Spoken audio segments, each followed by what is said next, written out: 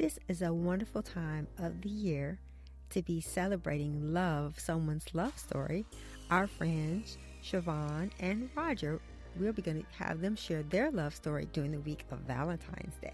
Well, that's pretty good. You said earlier while we were talking about this was how you guys originally met. Yeah, we met through social media, and everyone is always giving social media a hard time and how negative it is. I really think that you can meet some amazing people if you are just being your unique true self. And Shurvone and I met through social media, and we have not only had them on our show, but we actually got to spend some time with them when they were here from California. So their story is pretty unique that we heard already, but you're going to get an opportunity to hear it first and foremost from them. So coming up on this episode of the Rich Relationship Podcast with Gil and Renee, we're going to be talking to Shurvone and Roger Wright. Welcome to the Rich Relationship Podcast with Gil and Renee, where amazing things happen. Our goal is to help build, repair, and restore healthy relationships. Our primary focus is on the marriage relationship. However, the topics are applicable to the relationships that we value most. Remember, we're stronger together. Let's grow.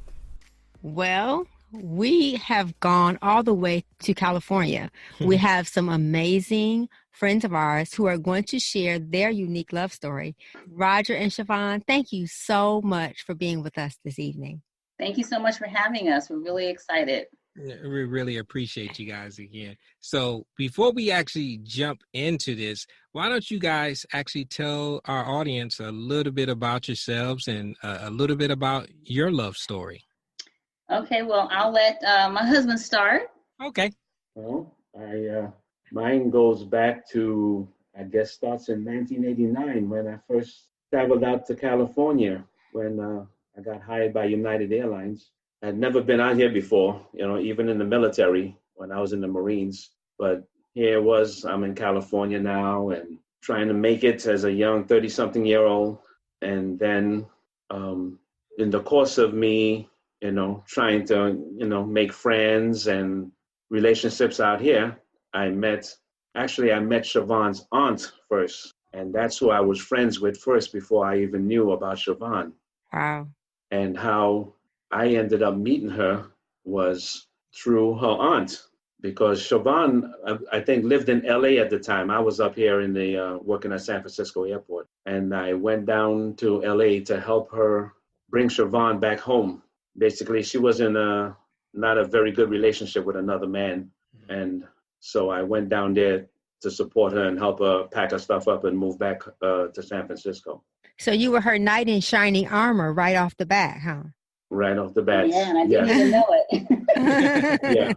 So when her coming back home, and because of that situation, and that's what I thought about with the concussion is through that toxic relationship she had before I met her, and then we became friends from that because I was friends with her aunt and most of her family members. So do you get her aunt really special gifts for Christmas because she connected you with Shurvone?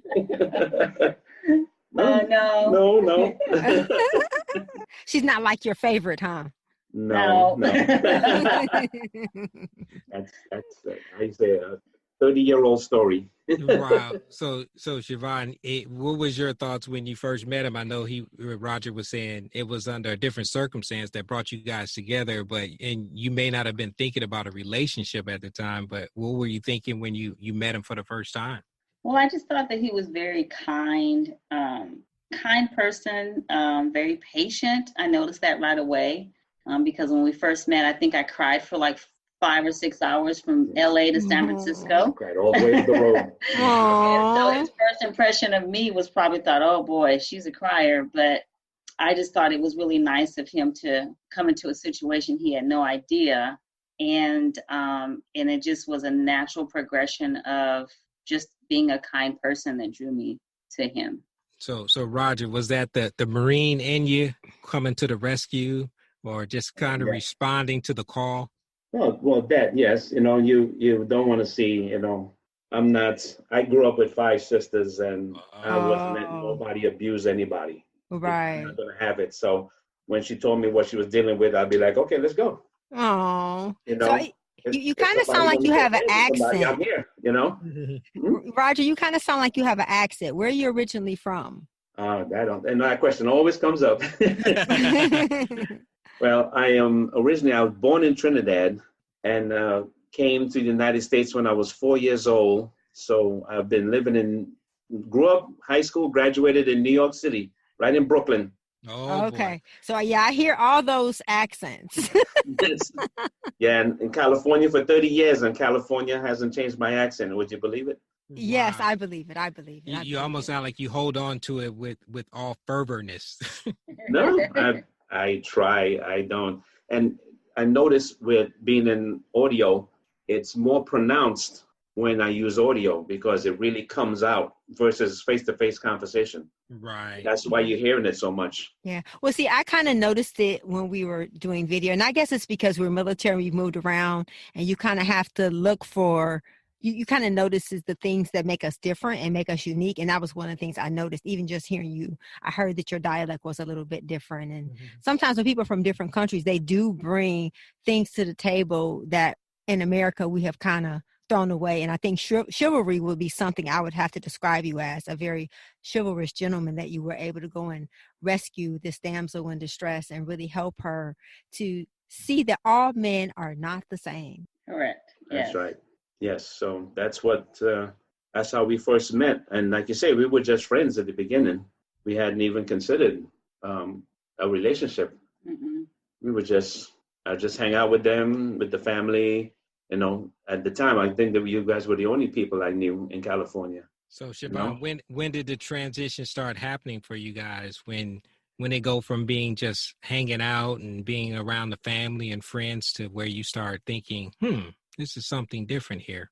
Well, it's funny you asked that question because I remember one day he was over and I had put together this old time, TV stand with the little shelves things at the bottom and all that. And it took me 3 days. No, it was the shelf.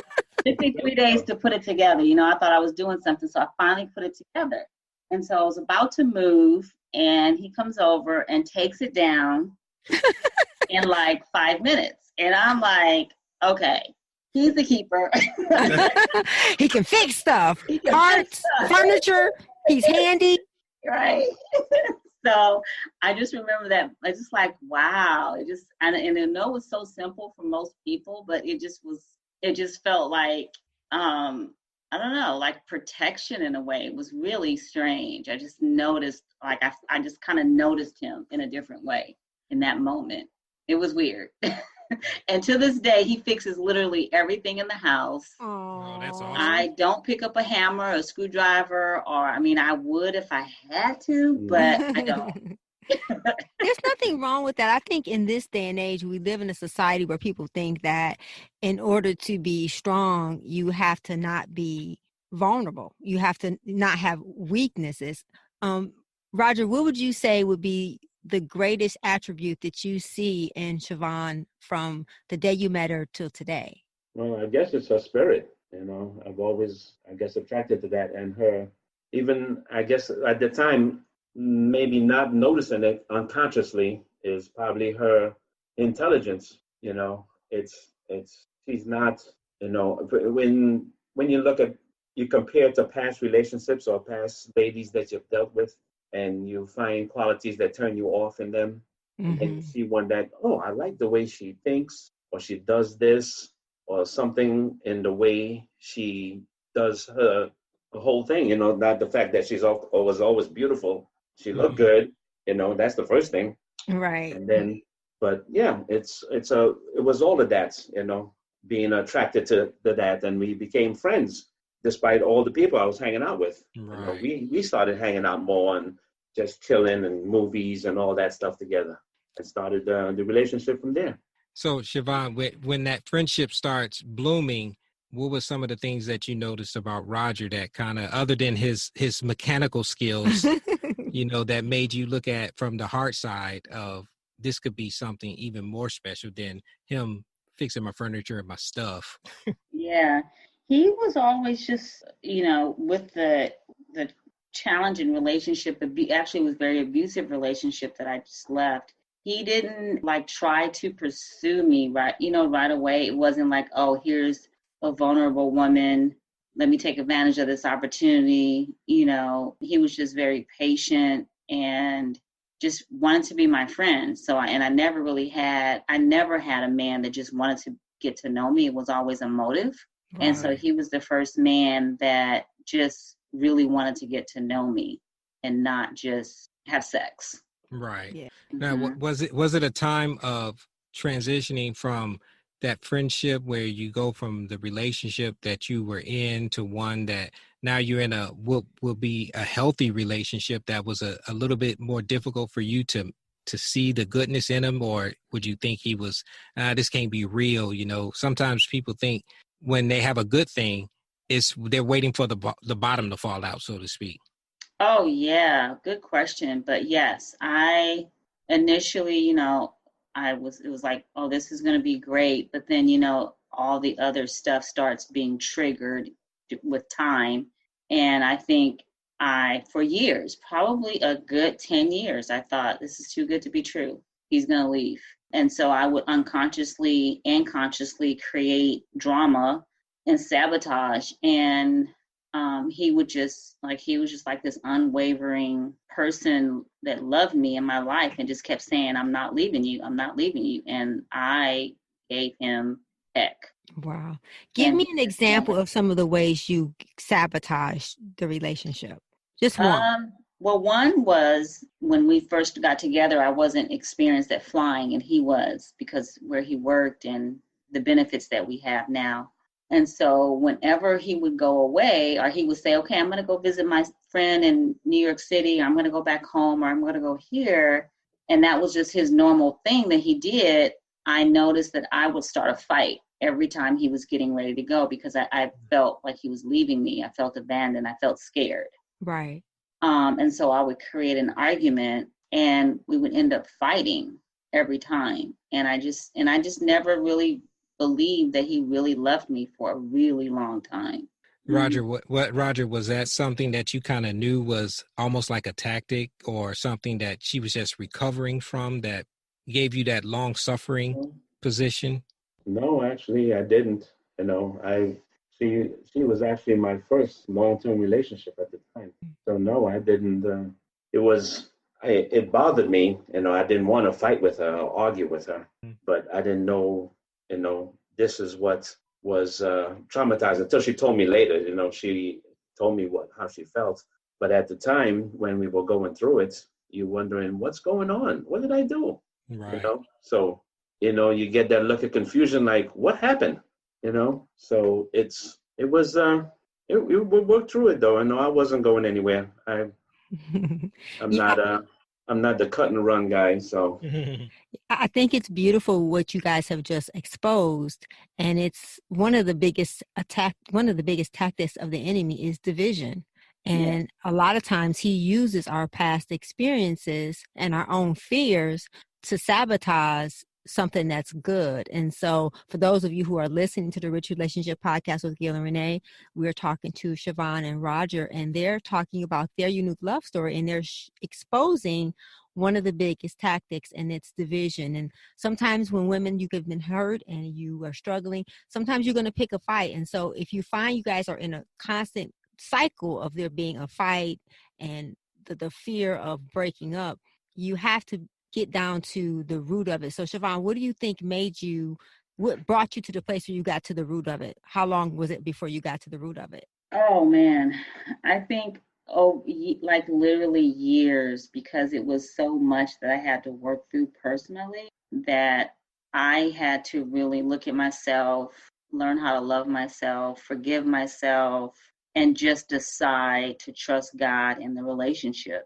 Because when you try to figure it out yourself, or you try to look between the lines, and the enemy will try to show you things that aren't true. Right. And if there's little nuggets of things that could possibly make it seem true, then that's what you hold on to when you're like the person that I was. But then when you just decide that it's exhausting, first of all, and you have to just forgive yourself and know that the person that you're with really loves you. Like my husband could not do anything else than what he's already done to show me that he loves me.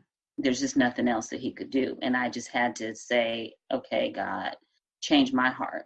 You know, so it's kind of like salvation. He's provided us with a way of an escape. He's provided us with a savior, but we have to accept it. Mm-hmm.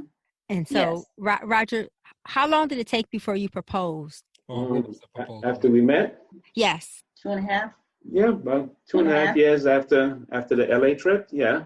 And one of the things that I think about just from listening to your story, how friendship played a key role in the development of your relationship. And Roger, you said something earlier about this was your first real serious relationship. What was your kind of thought process of, if this is a friend, because you really didn't have a real strong point of reference to base it on, that this is something that you decided, I want to spend the rest of my life with them, with this person that you just knew this is it? Well, probably because we were so, I guess, comfortable with each other, so good together, and I think that's what made us, okay, we're gonna get married. It was kind of funny. We kind of decided at the same time. So she asked you or you asked her? It's funny because we didn't have, it wasn't this super romantic, oh my gosh, kind of proposal. And it's funny because it's not like I don't really, it would have been nice, but it didn't happen that way. Right. But 26 years later, we're still together without the huge romantic proposal. We're still together. Yes. So it wasn't that. We were actually, to be transparent, I had gotten pregnant, and we were talking about, so, what are we going to do?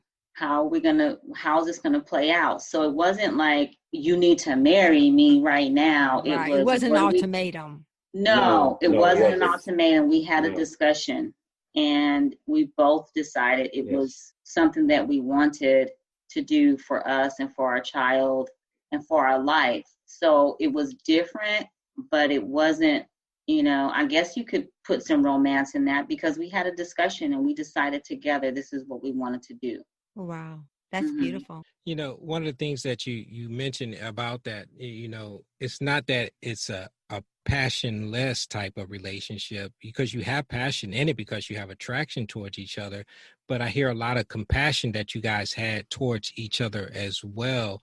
That sounds like it was a bedrock of a relationship. What could you say, or advice that you could give someone who, a young person or a person who has gone through a struggle in a relationship, and now they may have a Prince Charming or a beautiful woman that has come into their life that will challenge that thinking? So what could you say, or what advice could you give them, knowing what you know now, to that person that is kind of going through something similar to what you may have been through? So Roger, you address the guy's perspective, and then Shurvone, you address the woman's perspective, please. Okay. So I would say to the woman, find another woman friend that has success in their marriage, and that's a Christian. Wow. Because you need someone outside of yourself that's not emotionally connected to you, like, not a family member, not your mom, not your sister, but someone you can trust, that you can talk to. Because we can take a little pea-sized issue and make it a mountain in our head. But when you have someone that you can talk to, they can talk you off the cliff, and they can give you a different perspective without judging your partner or judging you. Right. And then really look at the situation and ask yourself, why are you feeling that way, or what's triggering this? And really examine yourself. And then sometimes just take some time to digest your thoughts before you have the conversation. And that's what I've learned to do over time. I used to be real quick with my responses, and I had to talk about everything right then and there, and I was in my feelings. But now God has helped me be able to just kind of sit with how I'm feeling and really digest it, and then allow him to work. Because when I'm in my emotions, God's not in that, because I'm too mad or emotional and I can't hear or say anything. And then that gives you time to allow God to work on your spouse. Not to say to change him, but to allow him to hear you. And then God changes when he allows us to have a hearing heart. That's Wow. awesome. That's beautiful. And how would you address it, Roger? What advice I would give to someone today? Yes. I would probably tell them as a guy, we have a lot of friends, a lot of homies, hookups. You have to decide what's important because you're going to have to make a choice of are you going to commit to this relationship or are you going to still try to hold on to your past with your friends and your guys and hanging out and I see a lot of that messing up relationships is you still want to go drinking with the fellas. No, it's Right. either or. I even had to make a choice when we had our daughter because when I came into this, I was a DJ. I had Wow. I had 1,000 records in the living room, turntables, mixer setup, but Right. then I was spending hundreds of dollars on music. So it was music. Or I even told my daughter that because my daughter always asked me, how come I stopped DJing? I said, because I had to feed you. So I had to choose between music or Danielle. Danielle, music. So I said, you won. Wow. And that's what I would tell guys is, you commit to your family and not your friends. If your friends don't understand it, well, then you gotta cut them out. Your friends can't keep telling you and telling you that she's got you a nose ring and all that. No, this is my family. This is my wife. This is my relationship. And spend time with her, get to know her, get to understand her, and because one thing these guys today don't understand is these women don't think like us. They don't act like us. But if you spend time with her, you get to understand the woman you're with and not basing it on what Gary and Bob and Jim is telling you that you should do. Right. You should do it with her. And those are all awesome pieces of advice for guys to think about. Shurvone, if you were to talk to your daughters, how many daughters do you guys have for all our listeners who may not be familiar or because we know your bio and everything? Tell us a little bit about your family background. We have 4 daughters. The oldest is 35. Yes. Wow. And she has 4 kids. Wow. And the next one is 26. She's currently in New York, going to Columbia to get her master's in nursing. That's awesome. Wonderful. Her doctorate's good. Yeah. Wonderful. The next one is 25, and she's currently just moved back home. She has a 9-month-old, the baby girl. Okay. So she's trying to figure out some life things right now.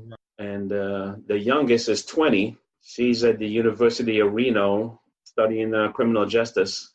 Wonderful. Wow. So she wants to be FBI agent. Oh, that is awesome. Yes. And the unique thing about our girls is we adopted 3 of our 4 children. Yes. And so God has blessed us with an abundance of girls. And so that's something that God has allowed us to do. God has, I guess, put that.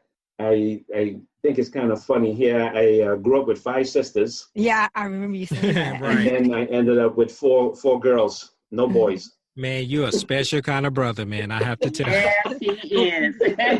Gil always says that it takes a real man to make a girl. It's easy for a man to make a man. Yeah. So I like that I have a nice, unique relationship with each and every one of them. So and that's so important. And what could you give advice to that daughter who may not have the dad walking around I know you mentioned some of the traits that you tell the guys, but what is something, and Shurvone, you can piggyback off of his response for this, is what advice would you give girls when they're looking or dating guys as signals or things to be on just to kind of pay attention with some of the things that you may have shared with your daughters, if you can? Well, I think for me, I would say it's so funny that you asked that question because my grandmother would always say, well, what do their parents do? Do they have 2 parents? Do they have a good home? And I would, oh my God, I would roll my eyes at that question, right? She's so nosy. But now that's what I want to know. Yes. How do they have 2 parents? Nothing wrong with single parents, but what is their family environment like? Do they have siblings? How does the man treat his mother and his sisters? Or his sisters? How does he and we want to meet him. We want to sit down and have a conversation. And some of them have been some real knuckleheads. And I told my daughter that. I said, this guy's a bum. Yeah. But of course, being rebellious teenagers or something, oh, daddy don't know any better. You Right. don't know, Yeah. But you could just, when a guy sit down and talk to another guy, you can tell if he's an idiot. Yes. Right. And I think like what Shurvone was saying, because when you're not emotionally invested in someone, you can see them the way that they are. And Shurvone, I love what you said about having some wise people in your life. Because I think about when Gil and I were younger, because we got married at 21. I remember going to my aunt and telling her, he doesn't stroke my ego. I mean, it's like, he's like so like even tempered and so boring. And I remember her telling me, do you want someone who's going to spend the rest of their life with you, or someone's going to stroke your ego? And so I think that we have to stop looking for the thrill, and we have to stop looking for the bad boy or the bad girl. And we have to look at these traits that we're talking about, because like what you talked about, being kind and being gentle and having some stamina, what would be one thing that you look at your husband and you say, that's what I want for my daughter to find in her husband? I would say commitment. My husband's committed to us. No matter what has happened in our relationship, he's always been committed. In the worst of times, I threw around the word divorce and I can't do this anymore. And, that whole dramatic thing. But he's never once said that to me. I want a divorce. And so I know that he is committed, and that's what has helped me. And then unconditional love that he has shown me. I always thought I was the one that was, that person, but my husband is definitely an example of unconditional love and commitment. And then, Roger, what would you say you would want for your daughters and the person that they married? Well, I would want that. I would want the same thing. Somebody who's going to be in their corner, who's going to same way champion them or support whatever it is they want to do. It's how would you say, it's a partnership. Yeah. So if she's got an idea and hitting the ground running, well, let's go with it. What is it that A, B, C, and D, and vice versa? You get behind his plan if he has some $1 million idea. But you want a partner, not somebody who's going to try to build a life without you. And my daughters, because of my example, they all tell me they're all looking for a guy who can build, who can work on cars and can do the backyard and all that, because just by example of their dad, they're looking for their dad traits. So hopefully that helps them find a guy, that's not, don't know his way around the toolbox. Right. Because then, I guess maybe that helps with the mindset of the kind of guy that they get, not somebody who's just laying around waiting for somebody to hand them life on a platter. He's out there making things and doing things and making things happen for them, because that's the way life works. That's the way we tell them. Nobody's going to come and knock on your door and give you an opportunity. You got to make it for yourself. Well, one of the things, like you and Gil have your IT and military in common, Shurvone and I share being an author in common and having changed careers later in our life. Shurvone, tell us a little bit about your book project and the book that you wrote and what you gained from it. What would be one thing you would tell an aspiring author that you wish you knew before you became an author? Wow. Well, it would be all good things that it really changes you. It inspires you personally. It gives you a whole new look on yourself as a person. And it makes you feel like you can do anything. And it helps you to just really tap into the true person inside of you, because you're able to have courage to kind of tell your story. Yeah. And in short, my story was, I was a nurse for 30 years. And I came to a crossroad where I had to decide if I was going to allow the job that I was at to really damage me emotionally, because it turned out to be not a good place. And I decided to change careers and become a financial planner. And because it was such a big jump, I felt like if I could do that and survive it, I could do anything. Wow. So with God, of course.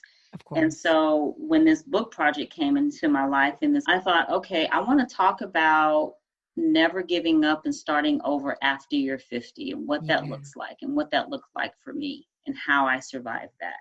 that's beautiful. And if someone wanted to reach out and get your book and find out some more about what you're doing, what is your contact information we can share with the listeners? Sure. So my email that they can send information or request information is called confidencewithoutregret@gmail.com. And they can find me on Facebook under Shurvone Wright. And they can also find me on Instagram, author_Shurvone or Confidence Without Regret. I have two pages on Instagram. And they can reach out. I'm open to speaking engagements and I'm also doing coaching now, helping women to transition in any parts of their journey in life. And yeah, so they can reach out to me. I'd love to, encourage is what I live for, to encourage other women to get through their journeys of life. Right. And does that also include your financial planning? Are you still actively doing that? If Yes. someone wants to reach out for that as well? Oh, sure. So my professional financial planning email is swright06@ft.newyorklife.com. So Roger, I want to ask you, how has all of this impacted you, and how I know that you and Gil both share the support. What is the best way you could tell a man who has a wife who's making these kind of changes to be supportive to her? Encouraging and supportive. When she decided, we sat down and talked about it. When she decided she's going to leave nursing because the work environment, it was coming home, anxiety and being stressed. There's no place to work like that. Right. So she had my full support, because it's a life-changing event, and especially with us at that stage of our lives, well, what are we going to do? Well, we'll figure it out. We'll make it work. We'll do what we have to do, make changes, like you say, financially. You can't keep, lifestyle changes you have to make, Right. But let's do it. Let's make it happen. So I supported her the whole time, even with the book project and getting it. And she even held a couple conferences for women that she put together. She's got great organizational skills. That's wonderful. That's crazy. She could put 300-400 women event together for a whole weekend. That's awesome. Yeah. So I always say that I think that women are a reflection of the men in their lives, our Father in heaven and our husbands. And so I just really, applaud you both for not being afraid to change, but also not being afraid of where the sunshine comes from. Because if one person shines, it still reflects the other person. And so I think you guys are a beautiful example of what marriage is supposed to look like. Because in so many times in media, we only see the reality, which is really fake. And so I think that it's beautiful to see couples who have had some ups and downs, but they still are staying together. And so what would you say one thing has been that's kept you guys together? What I like about, well, not like, it's one thing I could give advice to other couples is you have to take the good with the bad. Like they say, it's not a fairy tale story. Right. It's two people. You mean it's not together. Disney? It's not Disney. Sorry. Don't believe the happily ever after. They need to do Disney movies of what happens after they go skipping off into the forest. Yes. Because it's not all there. You got to take the good with the bad. And there's a lot of life lessons in both areas. Yeah. You grow from it. You learn from it. And you make your marriage stronger from it. You're in a valley, but you're gonna come back up to the mountaintop. So what did you learn in the valley? Yeah. You can take to the mountaintop. So it's good and bad. That's the reality of it. Yeah. And these people get this starry-eyed look, and it's not what I thought it was. Yeah, duh. It's reality. It's called reality, and that's like the kids learn when they become young adults. I'm sure your daughter's like, "Oh man, adulting is hard." Right. Yes. Well, marriage is hard. Yeah, everything. I think everything that's good is hard and it doesn't come easy. And we have to begin to share that, not to make marriage seem ugly, but to make people really evaluate what the decision you're saying when you say till death do us part. Those vows are there for a reason. And so I think it's important that those of us who are still together and still love each other, that we share the good, the bad, the ugly, but that we encourage them that marriage should be for a lifetime. Yes, I heard that. I did audio for a women's conference 1 year. I don't think Shurvone was at it, but one of the speakers there said that to them. She says, when you take those vows for better or for worse. Now the worst comes, why are you going? You took that vow for better or worse, for richer or poorer, and now you want to cut and run? She said, no. Yeah. You made a vow before God. Yeah. So hey, work it out, figure it out. Yeah. And that's what the podcast is about. It's really designed to give people the tools that they need to be able to work it out, because people need some practical things to do. What do they need to do? How do they work it out? And so that's what we've really prized our podcast on doing, is really providing people with some solutions and calls to action. And so like you talked about, communication, being faithful, being committed, being loyal. And one of the things you guys talked about was sitting down and having conversations before you make big decisions. Yeah. And one last thing I want to say, the other thing that I would give advice to anyone that's listening is that, I was 25, somewhere around there, in my early 20s when we got married, and he was in his mid 30s.